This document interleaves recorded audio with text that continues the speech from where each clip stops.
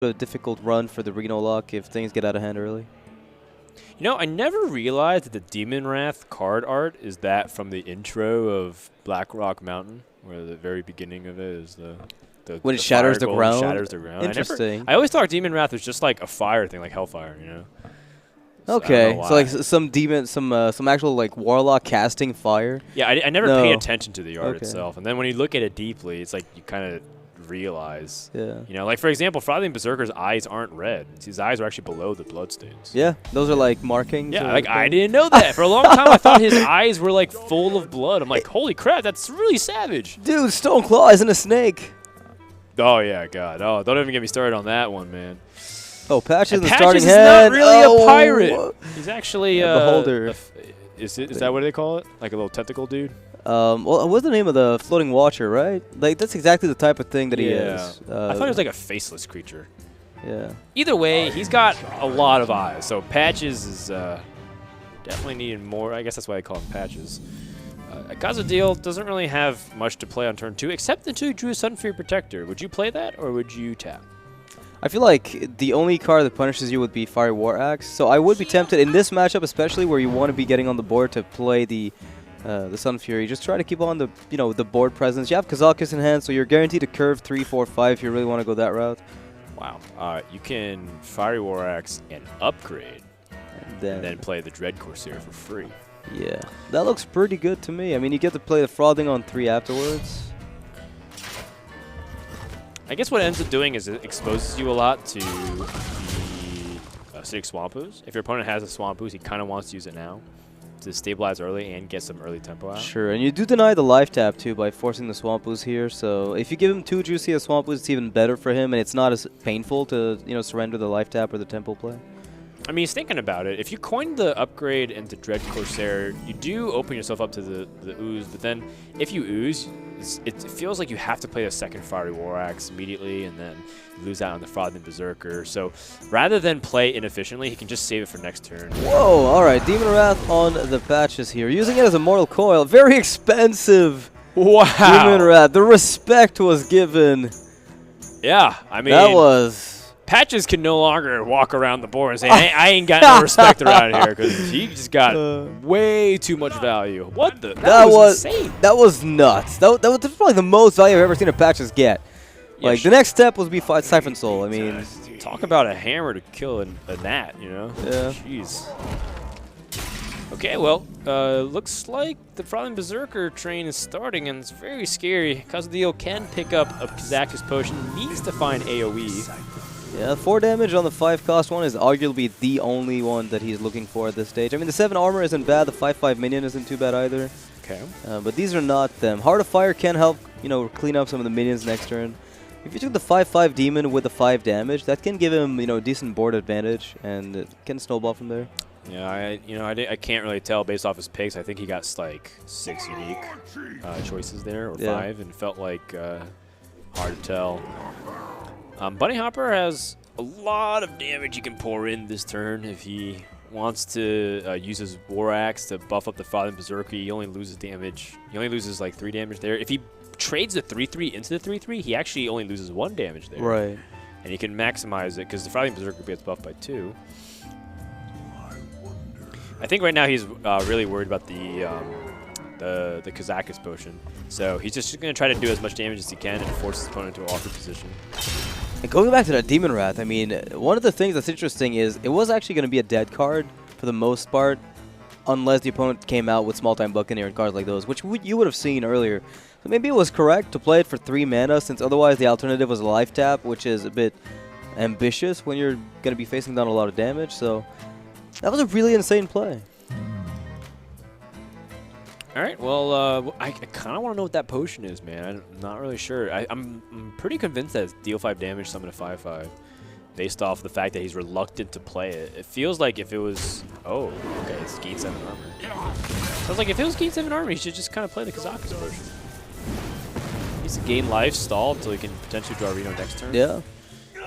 If not, he can remove and play Doomsayer.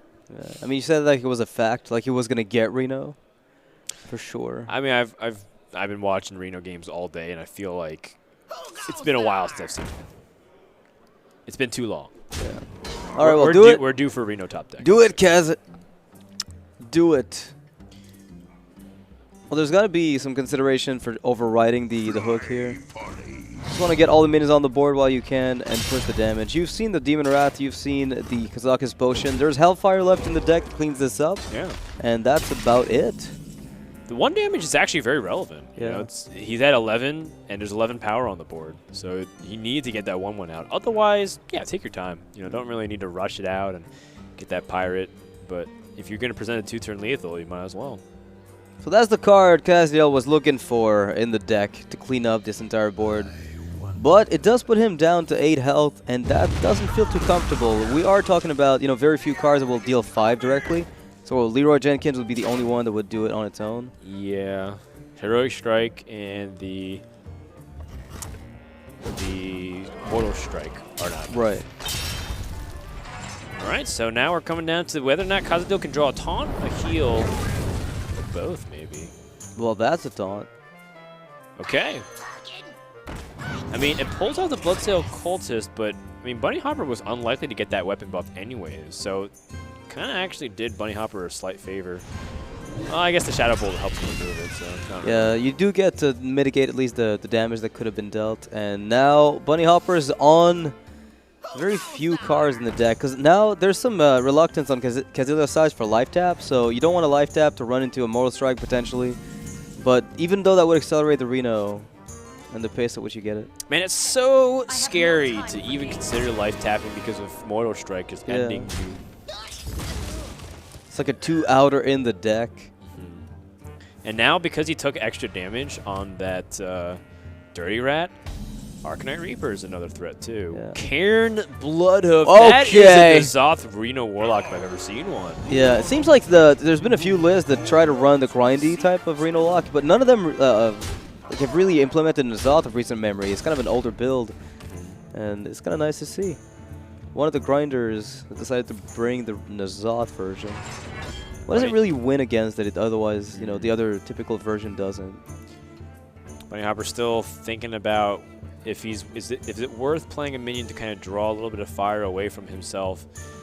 Right now there's 13 damage on the board and he has 26 health, so even if Kazediel went all face, he'd be a little bit short. Siphon Soul is really good draw here. That actually allows Kazediel to tap if he wants to find something else that's really beneficial, like Reno Jackson. That gives him a little bit extra wiggle room. One card deeper for the Reno is actually a pretty big deal at this stage. Now, Bunnyhoppor, after the Siphon Soul, is going to notice just how far away he is from killing his opponent, unless he picks up the Arcanite Reaper at the right time. And even then, the clock is ticking for him. As we see the amount of damage on the board, the only thing he's got to play around is some really fringe Mortal Strike case. It's true. There is a case where you could actually attack with your own weapon into Dirty Rat, put yourself at 11, and then Mortal Strike for 6. Yeah. So he's taking the extra safe precaution and not tapping. Yeah.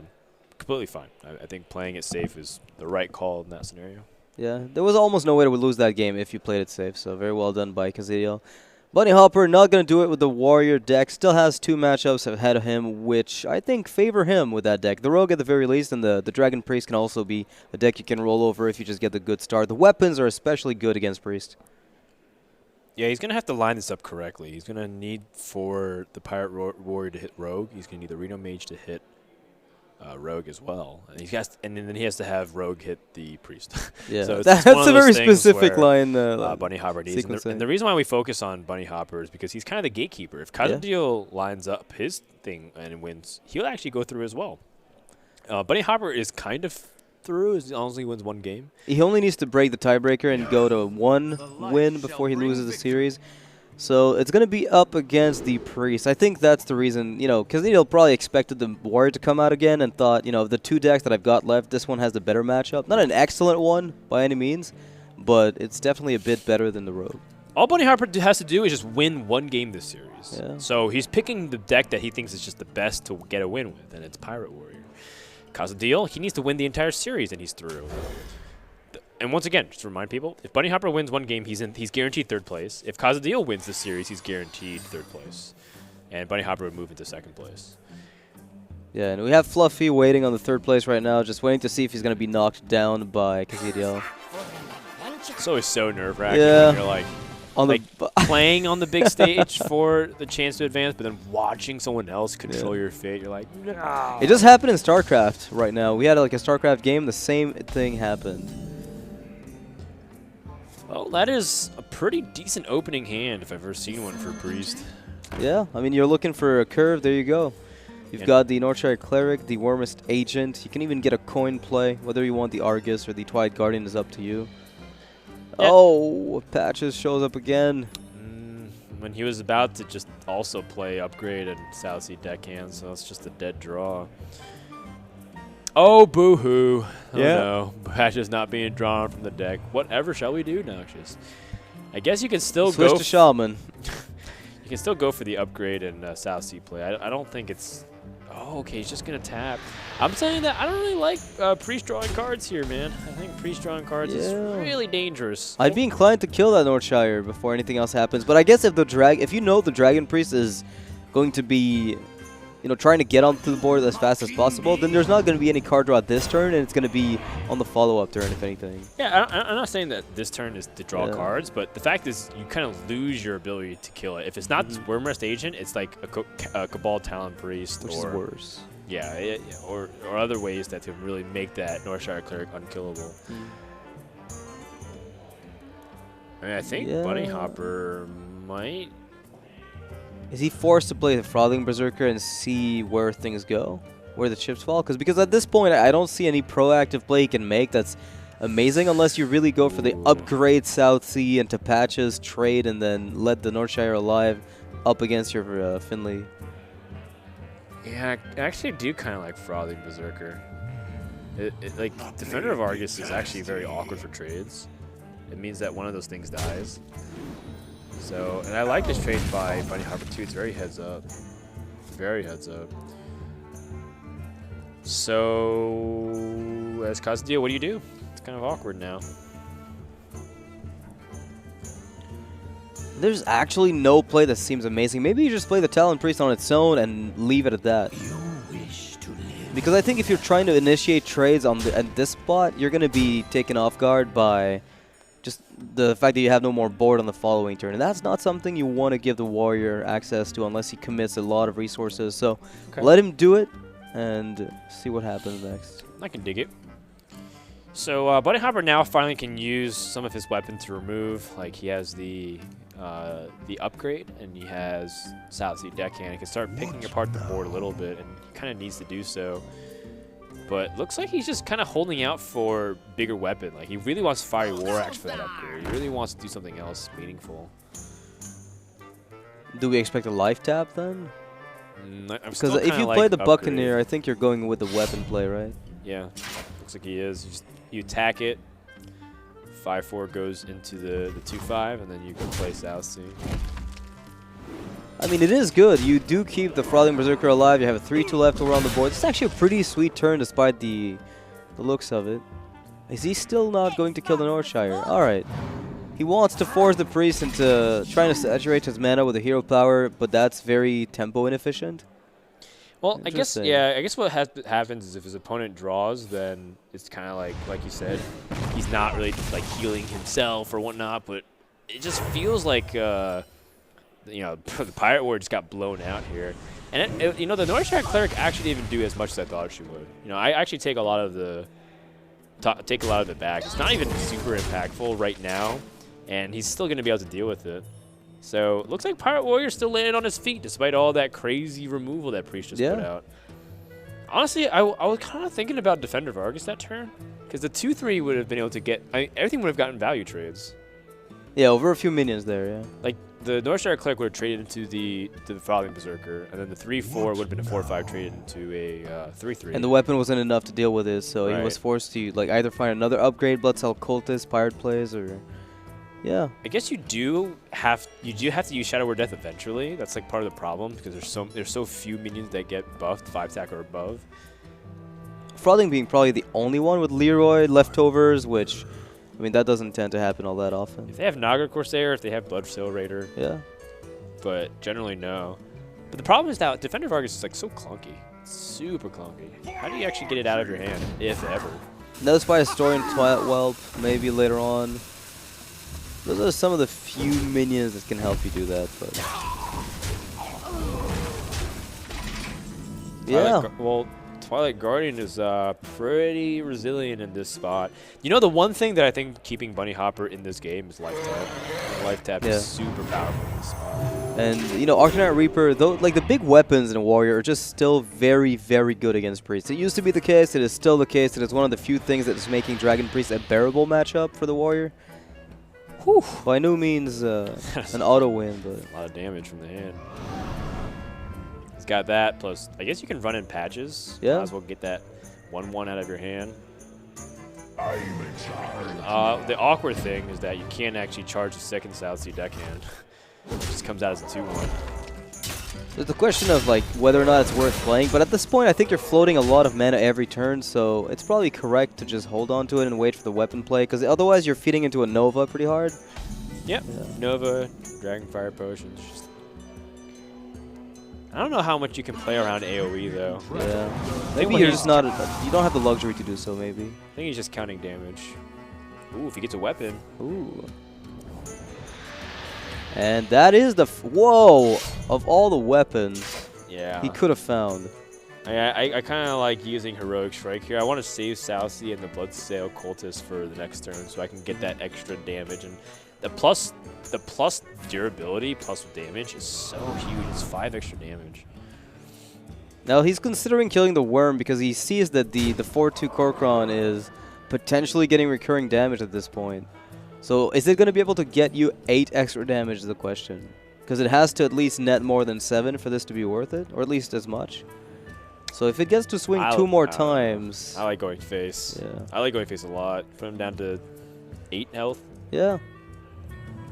You know, I was actually thinking about saving Southsea though. I don't really like using it, because then what if you don't draw a pirate? You have life tap though. The odds are really good you find one, but yeah, I'd be tempted to keep the South Sea deckhand, unless you expect it to live because the 3/6 is going to be busy killing the Korkron, so the 2/1 is left over at the end of the day.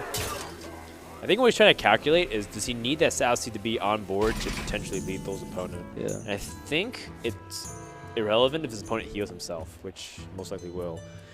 Now we come to Defender of Argus, which is really strong. Nether Spy Historian and Defender is going to probably lock most of the Pirates' damage out.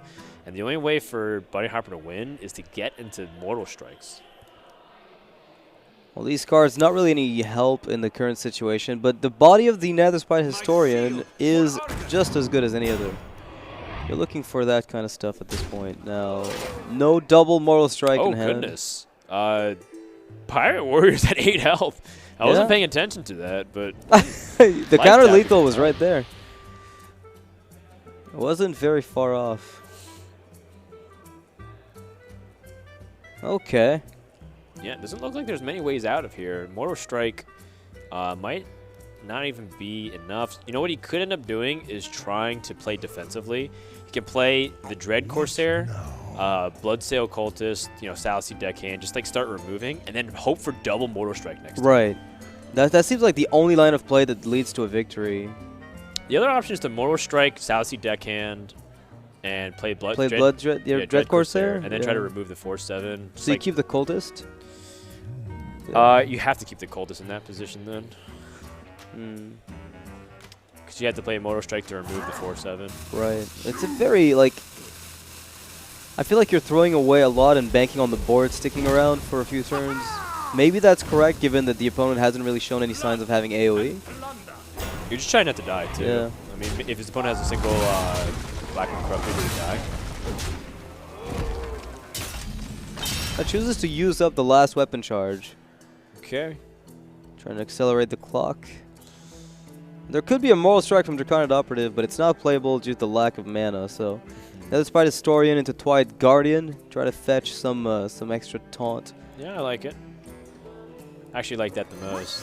I don't know the percentages on doing that. Is that a Twilight Guardian? My goodness! Oh. That is insane! That can't be that high. The odds can't be that crazy. Not a priest card. It's just a neutral dragon. Yeah, that was nuts. And that is not only nuts, I think that's game. Can't really do much in that position. There's 3 damage on board, so technically he's alive and he's got the taunt. Can he do this? Can he do this? A Leroy? Oh, this is so close. This is so close. Yeah, Fiery War Axe will do it. Who's a pirate now? Man, that game was really back and forth. Dragon Priest, once again, getting the win. You know what? I'm kind of a believer now. I think that the Dragon Priest is pretty legit. I think one of the big things, too, is that I don't think, Aggro Warriors is an especially good matchup for the Dragon Priest, but... And I think that's what held it back in the beginning of the expansion, is we saw a lot of the power of the deck kind of being overhyped with double Dragonfire Potion, and as the deck kind of got refined into the Holy Nova version and, much less top-heavy, it's been more consistent across the board. Certainly. Yeah. Now we've put Kazediel on elimination point, where he could, match point, where he's able to eliminate Bunnyhoppor. If Bunnyhoppor doesn't win a single game, he falls into 4th place. If he wins a single game, he's guaranteed at least 3rd place. Yeah. If he wins the series, he's 1st place. This group is so closely knit. And Kazediel is on the verge of the upset here. And we've got the best matchup for Bunnyhoppor here. He's got his Pirate Warrior up against the Rogue. That's just what you want to see. You want to get that matchup as fast as possible to lock out that 1 win. And that's the reason he's been chain queuing this Warrior. He just knows that he needs to get 1 win, get it out of the way, and then maybe try to get a better tiebreaker afterwards for the sake of it. Yeah, Bunnyhoppor. What do you think about like South Sea Captain? Some of these other choices that Pirate Warriors actually become a real Pirate Warrior. I was surprised. I mean, I remember the first iterations of it, right? Including that Corsair. You had the Captain Greenskin, even Sky Captain Crag in some lists. People were running that top end with Blood to Ichor to make it a real mid-range tempo deck. But I'm not sure. Like, I like the South Sea deckhand, but I'm not sure about the rest of the top end. It enables some interesting trays in the mirror matchup. It enables really good trays against Shaman because you're able to buffer up that patches package early game and just get a really good coin play. I mean, Bunnyhoppor has a lot of options here with how he wants to line up his attacks. He's got 2 upgrades worth of stuff. He's got 2 pirates that he can use for +1/+1. And Rogue's kind of defenseless right now. Rogue's just going to use a dagger, remove one of these pirates. I think I like Bloodsail Cultist a little bit better than the South Sea Captain because it's more sturdy and it gets you like a 3/4 body that Rogue has a hard time removing. Yeah. Oh, but Frothing Berserker comes in the hands. Well, now that changes a little bit too. I mean, there's some merit to just getting the Cultist because the Captain's coming up next and it makes it a 4/5. That's true. And so you're actually getting the damage buff by proxy. You're also making the upgrade better as you're getting even more damage out of this weapon. So... yeah, most likely not going to upgrade next turn. But, now there's flexibility. You can choose to play Frothing, or you can play South Sea Captain. All right, back to the hand with you. Can't deal with it right now. He's going to have the Eviscerate without any combo enabler. So, a little bit of a dry turn on 4 after this play was made. Yeah, Rogue's definitely struggling right now. It's 2 Auctioneers and Leroy, very clunky hand. Bunnyhoppor has a Frothing Berserker or South Sea Captain this turn. And then he can play 1-drop plus the Bloodsail Cultist next turn to get the pirate buff on the weapon. That looks really sweet for him, actually, at the moment. And he can still get the upgrade for future value, so double buff again. That hook, man. That hook. That rusty hook is pretty much just dusting off all that rust. Yeah. Just becoming a hook. Really hurts. And Bunnyhoppor debating if he wants to attack, because if he attacks, he loses damage. Yeah. Every attack that he does shaves off. Well, let's see. If he upgrades to a 3/3 instead of a 3/2, he misses 1 damage. Right, exactly. He's missing on 1 damage in this case, and then you've got the extra 2 damage from the upgrade to 4 if he waits for the full charge. So. For him, I think the fact that he has to kind of keep attacking is also good, so that way, in case he draws a weapon, it gives him more options. You can make up the deficit by attacking every turn. It's very hard if you wait for every single charge first and then start attacking, because that's how many turns you need to attack with. All right, Kazediel has the backstab with the questing adventurer. Doesn't feel good passing in that spot. One of the last things you want to be doing, but after the sap that he took on the Blood Cell Cultist, it's one of the most inevitable things that was going to happen to him. This is nasty. Yikes. Kazediel has to play defensive, but he does have the backstab and eviscerate with questing adventure, and that can help him climb back a little bit on board. Yeah, it does make a 4-4 out of this adventurer, so you end up killing the frothing, the 3-4s left over. I mean, I don't even know if Bunnyhoppor ever addresses this, as it would require you throw a weapon hit in it, but since he's got some mana to play with, I think this could be a reasonable line of play. We'll see, though. I like closing out the game quickly here. Oh, yeah. Yeah, Okay. I mean, he's got Pirate plus the upgrade here, and that's just a ton of damage over the course of a couple turns. We're just going in. Who goes there? Patches does. Man, I think you just trade with the weapon here. I mean, you could also go face. How threatening is that questing? Not really, not a lot, I think, in that spot. But, I mean, since you've got the Reaper, it's just a matter of what you want to do at this point. He can do whatever he wants. He's got the Arcanite Reaper with the follow-up 10 damage. Whatever the Rogue does is I think it's unlikely to carry. Time to scoop it up as the Rogue. Just too awful of a hand. You can try again next game. And Bunnyhoppor will most likely be able to play. Like, whatever matchup he picks up next is going to be a lot weaker than this one.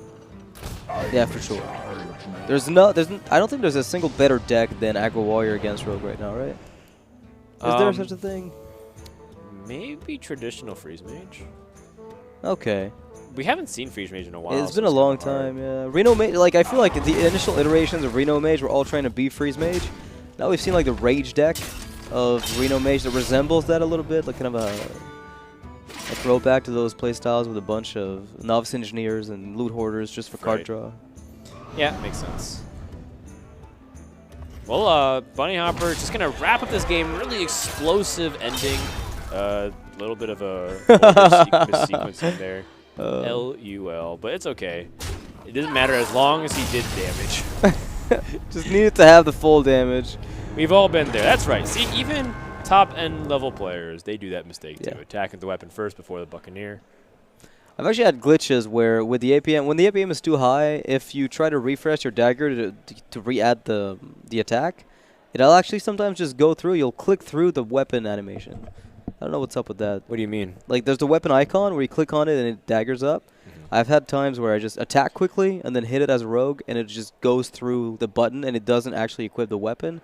But I've already swung in the Buccaneer, so I just get cheated out of 2 damage. Your APM's not that accurate, Noxious. You think you click it, but you don't. I have a recording of it. Blizzard's Kamaz me. I'm just saying. It happened. Mouse don't lie. It happened. All right, so Bunnyhoppor is actually through the groups. The hard part is over now. Yeah. What he's fighting for is first place in his group. And first place in a group means that you automatically get seeded to the round of 8. If you get second or third, you get seeded to the top 12, so you have to play an extra round. Top 8 is guaranteed money. Top 12 is not, so you have to try and put yourself as deep into the bracket as you can. All right, Swashbuckler opener there. So both players with a really good beginning of the game, and there's the transition with the double Tomb Pillager. We might see some sort of Edwin all-in depending on what gets picked up here or what gets drawn on the following turn. Execute is interesting. But, yeah, I don't think that's going to be useful at the immediate moment. We've got double Pirates starts on both ends here. Looks like Kazediel has the better one, though, with Small-Time Buccaneer. And he's got coin with double Pillager, so I'm kind of liking his hand right now. Zariel. Oh, it's been a while, my friend. Yeah, Zariel's a very hyped card for being able to be used in Miracle Rogue. And honestly, I think Zariel will be used once Tomb Pillager rotates out. It might actually come back in, yeah. It makes a lot of sense. I was really expecting it to be played alongside Pillager, and it was for a while until people realized, well, I don't need 3 Pillagers in my deck. Right. Just not necessary. It might have gotten better with counterfeit coin, actually, right? Because you can actually get the coin naturally without Pillager. Yeah, the problem, the thing about Pillager is that it's almost everything you want. It's a coin, plus it's a reasonable sized body that challenges stuff and helps you pressure. So it's one of those things where it was very holistic with what you really needed. Okay, Bunnyhoppor with a kind of quiet turn here. He can play the Buccaneer, sure. Gonna Not coin too Van bad. Cleave. And I might as well do that because That's what I like. Yeah. you don't have anything else going on in your hand. You might as well try to maximize Van Cleave. And it kind of forces your opponent to go off the play. So, like, if your opponent has a coin Tomb Pillager, he actually has to sap now. Or he doesn't have to, but he most likely wants to because if he plays Tomb Pillager, it plays directly into it. Yeah. Or You get a just pick prep up off the prep. top, yeah. And he has the perfect answer with a Pillager, prep, sap. It's a lot of cards being played, but then they keep the initiative, so... Yeah, it's very clear that your opponent is foregoing value as well and playing very tempo-oriented. So I think you kind of got to go tit for tat in this mirror. You can't really afford to play super slow. Okay. Chooses to play small-time Buccaneer instead, so he's saving the coin, and he's saving his prep.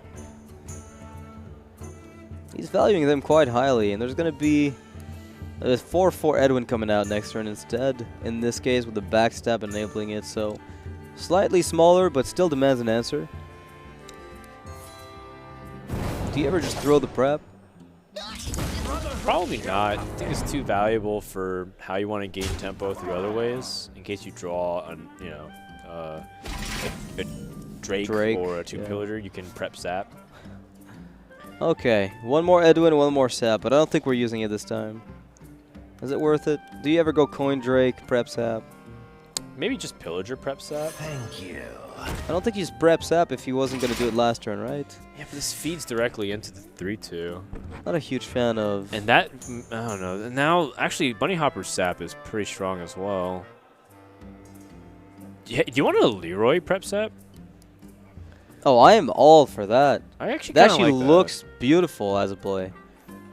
You might have to just kind of go all in. Your hand is very poor. It almost says that you have to just be aggressive as much as possible. I actually really like the Leroy play here. It is kind of vulnerable to, you know, the backstab shenanigans that might come up, but you haven't seen any of that. Your Buccaneer is still alive, wasn't touched, so there was a good chance that Leroy stayed alive. We'll put his opponent down to 10.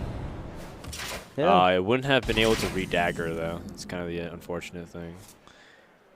Yeah, that prep sap I feel from Kazediel had to come out at some stage, but He's going to coin sap. okay. And then coin sap gives Bunnyhoppor now full luxury to make his Edwin as big as he wants. Yeah, a bit of a... Or He thought the game was going to go slower than it did, I believe, Yeah. right? That's kind of an evaluation of the pacing of the game that was a little bit off. that's a common misconception. And now look at this. You can prep assassinate Van Cleef as a 6-6. Sounds good. Where's your third sap now? Well, he could have gotten it through Swashbuckler. Swashbuckler, right? The third one. Brotherhood shall come. Yeah, I think Kazediel played this way too slow, and as a result is getting completely bullied by, Bunnyhoppor, who's put him in a position where he's just going to lose. He has to Agidrake into the next sap. Or, sorry, he doesn't have another sap. He has to Zero Mine into Freezing Potion? What about Azure Drake into Swashbuckler into Prep Sap? Okay, that is a possibility. That is. Let's do it. Okay, well, in his mind, he's still alive. He's going to prep Fan. And maybe he actually can get an Eviscerate, right? Yeah, So that would actually kill the Edwin. This is still a possibility. No, that's it. He's gonna play this small-time Buccaneer, but way too slow. He had it all. Kazediel had Prep, Sap, Double Tomb Pillagers, Azure Drakes, and a Pirate opening. And yet, Bunnyhoppor's the one winning. Yeah, Edwin came back 3 times, 6-4-6, and ended up taking down Kazediel in the end. So it's still a really tough match for Kazediel. Coming up is one of the kind of debated matchups of the time right now. Reno Mage versus Rogue. This should be good for Bunnyhoppor on paper, but yeah. We'll see. We'll see. I mean, I'm willing to have my opinion change based off data and matchup analysis. So I'm willing to see if the Reno Mage is actually favorable or maybe even. But one thing is for certain. Kazediel was up 2-0. And if he won one more game, he's going through to the top 12 playoffs. But right now, he's on the verge of being reverse swept. Bunnyhoppor starts off with Reno in the hand, which means rogue pressure options are very limited. If he chooses to go all in with early game stuff, and if he just gasses himself and then his opponent Renos, that's already one option that's been closed. Yeah, but the way he's been playing his rogue deck so far, I'd be surprised if we saw him go all in on something. It seems like he's a lot more of a cautious player that wants to go for the Gadget route and just, you know, throw back questing, throw back the conceals, not go all in on these plays, right? Yeah, he threw back the questing adventure, which, you know, you don't necessarily need it right off the bat, but it's nice to have because it is one of the ways you win against a rogue. And if he didn't have this questing adventures, he'd be in trouble. But I can see where he's coming from. He wants pirates, he wants Tomb Pillagers. Even Azure Drake's not bad to have early on. Yeah. Double fireball there for Bunnyhoppor. One from the Babbling Book, run from the deck. I was like, is this a Reno deck? But yeah, you got the fireball here. Which is actually really good at closing out a game against a rogue. Gives you flexibility for removal against Tomb Pillagers on curve. Gives you some flexibility as well for the late game finishes. Very solid card. Yep, and Cabal Courier can pick up a third fireball. Let's do it. Feels like that's kind of where this is trending towards. Come on, show me the fireball. A greater healing potion. Actually, Water Elemental's really sick. I like Shadow Bolt too against all the 4 health minions in the deck, so it's like all the 3 options were very reasonable. I'll take all of the above, Alex. Yeah, I'll take 3 of them, please. We need a new brand that reads, whenever you discover a card, just discover all the options and grab them all. So a triple Fandral effect? Yeah, let's do it. No longer have to choose. Just go Fandral with that into Raven Idol, and then suddenly...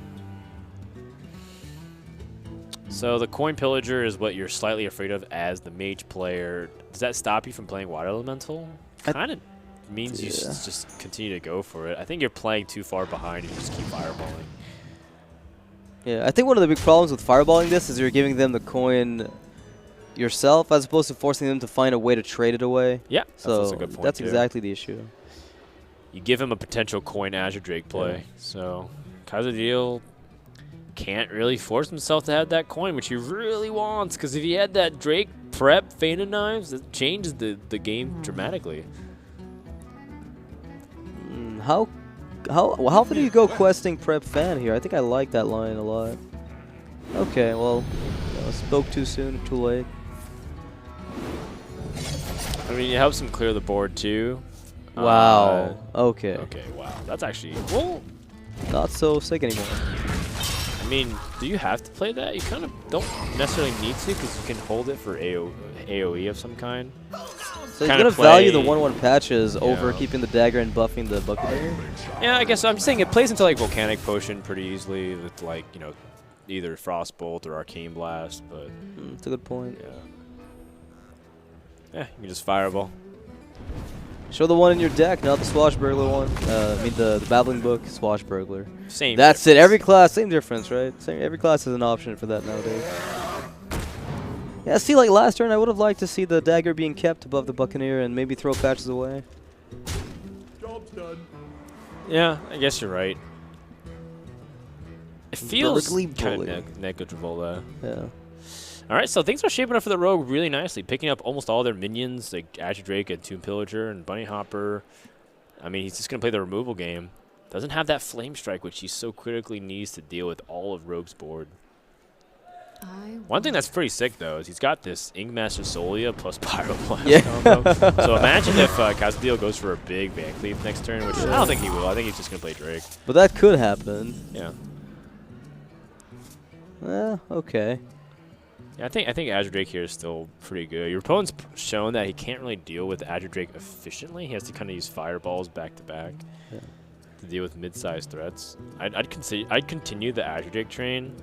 Play the small-time Buccaneer. If you Flame Strikes, you Flame Strikes. And then you get to play the Gadget on that board. I like that a lot. Like one of the things too. Okay, so he's trying to max out on-board damage. All right, trying to bait the AoE #1 with some very minimal value. Yeah, but this, like you said, this is very minimal value. It's not really anything. He doesn't even have like sneaky lethal damage set up, so I think this is just, you know, kind of giving Bunnyhoppor time to develop. He was really trying to bait the AoE. Yeah, Volcanic Potion of some kind. Oh. Yeah, I don't think you take the risk here. of concealing like all in. Oh no, sure, because of the possibility of AoE being just such an issue, or even Frost Nova. Does Frost Nova fall in the AoE category? Kind of. Yeah. Well, that volcanic potion is interesting. Doesn't exactly stall everything you need. Seems like Bunnyhoppor is flirting with the idea of drawing cards. He has up to 9 mana this turn, so if he does, he only can play things up to 3 mana. If he draws, he has the option of playing Blizzard if he draws it, though. Yeah, that's actually pretty interesting because it does mean you leave the spell damage up, but you've seen one Eviscerate, so your face is usually safe from most of the spell damage, and you have no minions for the spell damage to be used on. Yeah. Alternatively, you also have the option of just going coin, Ice Barrier into Volcanic Potion if you wanted. Oh, interesting. Alex Strauss comes to touch. Yeah, Ink Master Solia. Because the combo, the full combo play for the Ink Master is really to get the Forgotten Torch cycled in, get the Roaring Torch, and then go Ink Master, play Pyroblast to face and Roaring Torch after the Alex Strauss turn came up. Cool, that's a lot of damage. You're coming up on some huge turns here from Rogue, and being able to have the questing adventure continue to grow is also pretty massive as well. The problem is that you're just a little bit off. I think Gadget Sand Conceal is like not really a wrong play at all. If you Gadget Sand, even Cold Blood the 4/2 and then Conceal, you cycle 2 of these cards. Obviously the coin as well. If you go questing Adventure Tomb Pillager Conceal, you set yourself up for a Flame Strike, and then you have like no real gas out or no real way to punch besides Leroy Jenkins. Yeah, you're like you've got a little bit of draw in the Auctioneer after that point, but not enough to really push for lethal. Right. So I like the Auctioneer play, unless you want to get the extra coin from Pillager to do to make a push after that point. Oh, okay. That's kind of an in-between play. Okay. Again, trying to minimize the losses to AoE, not really willing to commit an all-in against this Reno Mage. So trying to play it as safe as possible, but that's kind of too slow for the matchup. Yeah, I think that's a little bit slow. Because if your opponent removes one of these minions, you no longer have that Leroy. I think you know what he's thinking of. He was thinking maybe it was Ice Block. Yeah. And he was saying, you know, he probably is a little bit lower than this. He'd be 8 health shorter, so he'd be at 12, and then I could probably do a Leroy pop. On the following turn, I see. Right, but, you know, I think he was accounting for Ice Block, not Ice Barrier. So would have had to check first.